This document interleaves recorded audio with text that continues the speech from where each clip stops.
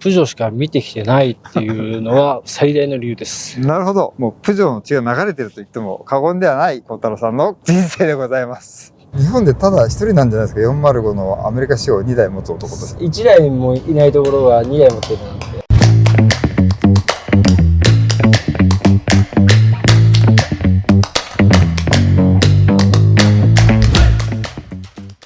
ボーイズ&ウィルズ TV の時間でございます。ご案内工藤司です。ゲストはこちらの方、お名前は孝太郎です。年齢は37です。お住まいは東京です。お仕事は自動車整備士です。そして皆さん車何だと思いますか。横のフォルムでお分かりになりますでしょうか。懐かしい車です。孝太郎さん、こちら車何でしょうか。プジョーの405です。懐かしい年式は91年です。今日は91年式のプジョー405。ちょっとね、仕様がいろいろ面白そうな車です。それと孝太郎さんでお届けします。お楽しみに。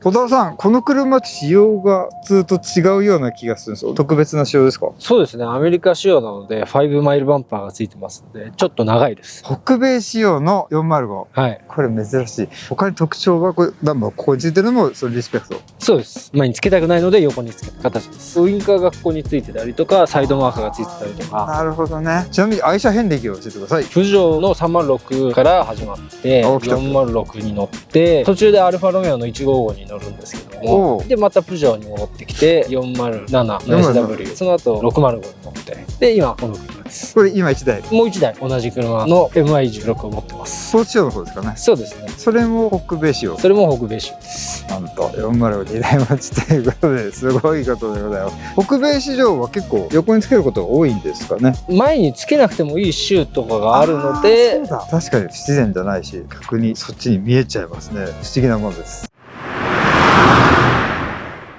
プジョー今まで何台でしたっけ。306、406、407、605。セダンがそのうちこれも含めて4台ですか。そうですね。セダンも好き。セダン大好きですね。車といったらセダン。もともと子供の時から。もともと好きです。お父さんは乗ってらっしゃった車とか、そこら辺もセダン。そうです。405乗ってました。そうなんですね。セダンが好きになった理由ってありますか。やっぱり子供が描く車の代表の形なので、車のイメージって言ったらセダン。愛車遍歴プジョー祭りですけど、1台だけアルファロメオ 155？155。なんでこの155台挟んだ。そしてプジョーだらけってなんか理由あったんですか。父親の影響でプジョーの整備士やってましたんで、プジョーが好きっていうのあるんですけども、ツーリングカーのレース大好きなので、そこで活躍してたアルファロメオ155、あれもセダンなんで、そうですよね。はい、かっこいいセダンだなと思って一回乗りました。でお父様の影響はあると思うんですけれども、とはいえそこまでしてプジョー乗りたかった理由ってあるんですか。プジョーしか見てきてないっていうのが最大の理由です。なるほど。もうプジョーの血が流れてると言っても過言ではない孝太郎さんの人生でございます。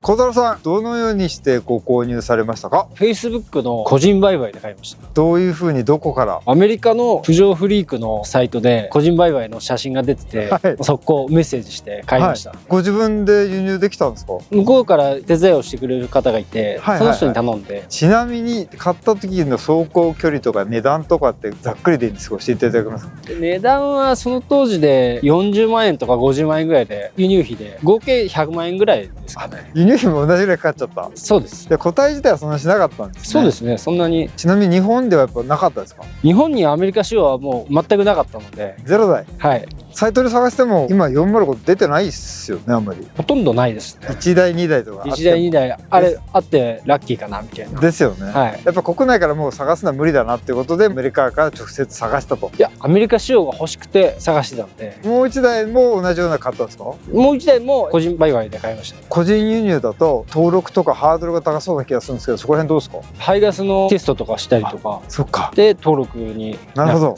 そのまま仕様でナンバーつけるだけじゃダメ。そうです。それだけじゃナンバーつかないんで。やられたことを教えていただいていいですか。排ガスの検査をして車検場に持ってって、はい、車重測ったりとか、はい、寸法を測ったりとかでエンジンの型式を取ったりとか、はい、そういうの後にナンバーがつくと。いいですね。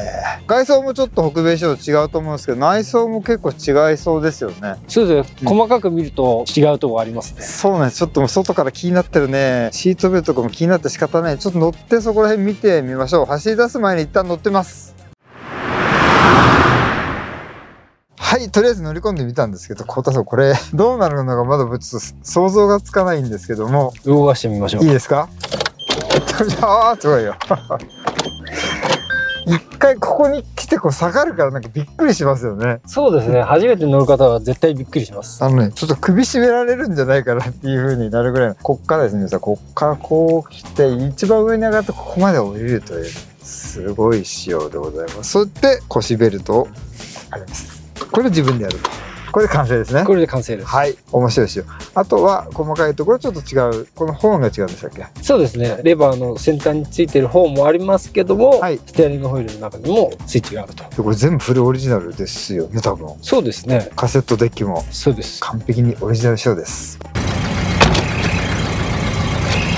はい、そして走り出しました。やっぱりフランス車はシートが素晴らしいですね。そうですね。ふかふかなシートですね。今はないような。この時代のフランス車でレザーシートって結構高級志向な気がしますけど。そうですね。ファブリックのシートとレザーシートの二択の時代ですね。どっちも選べるような。これはじゃあレザーシートを最初のオーナーさんが選んだということで。そうですね。まずこのシートベルトなぜこうなったのかってご存知ですか？アメリカ人のシートベルト着用率が低く、事故が多かったことによるもう車が勝手につけるようななるほど、はい、その後エアバッグが着用されるようになってからこのシートベルトが絶滅したと経緯があると思います。他の車にもあったんですか？ホンダもトヨタも、その当時はもうみんなこれそうだったんですね。北米でプジョーなんですけど、結構珍しいかなと思うんですけど、ほぼ見かけないですね。アメリカに行っても、当時ね、505とか504とかは多くアメリカに輸出してたんですけど、ニューヨークのタクシーになったりとか、一時期あったりするんですけど、その後にこの405を持ち込んだんですけど、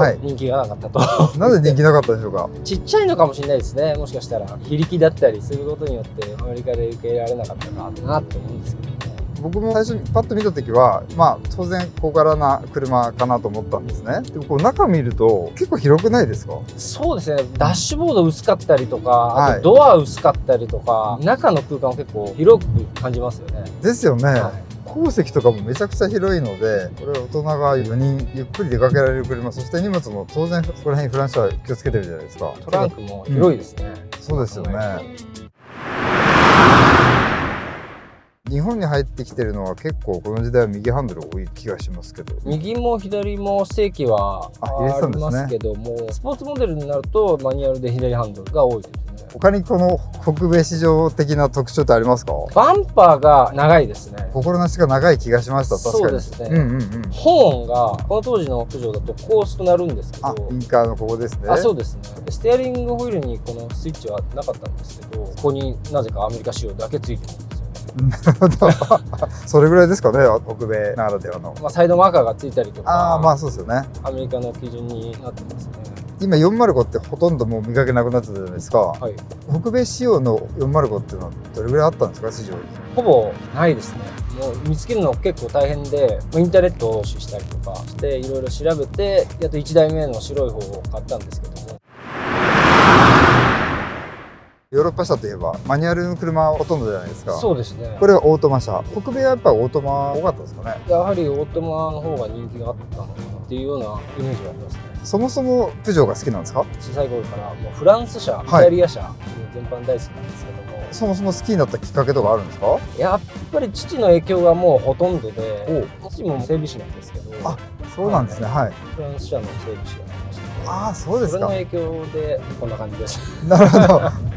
これ US 仕様ですけど、別に US 仕様が好きなわけじゃないですもんね。US 仕様も好きですけど、アメリカ車が同直球かって言われるとちょっとなかなかそうもいかないんですけど、これはフランス車だけどアメリカ仕様。そのミックスはどこで好きになったとかあるんですか？車はフランス車、イタリア車、ヨーロッパ車好きなんですけど、小学校の頃にハワイに旅行に連れてもらったんですけど、そこでアメリカが好きになっていくっていう、その後にいろいろ調べていくとアメリカにプジョーがいたという。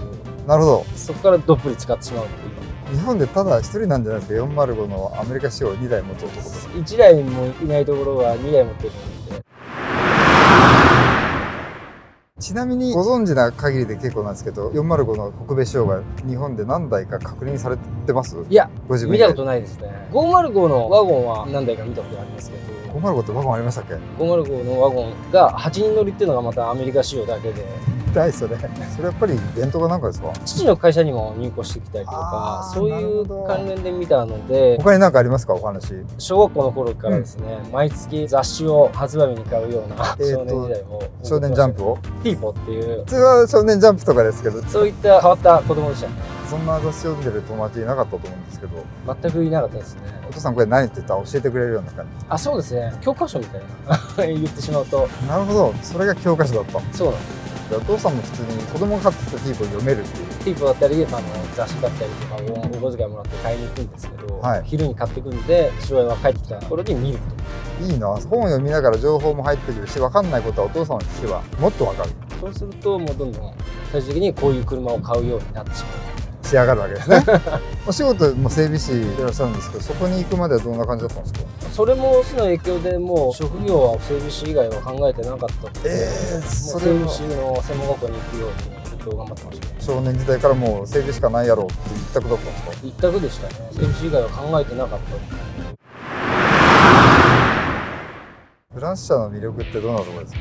この当時は特にパワーがあるわけではないんですけど、ちなみにこの車のエンジンは 1.9 のシングルカムなんですけど、はい、いいですね。はい、120馬力ぐらいしかない車なんですけども、はいはい、乗ると楽しいですし、形も大好きなんで、かっこいいですよね。そういうところですね。乗ればわかりますね。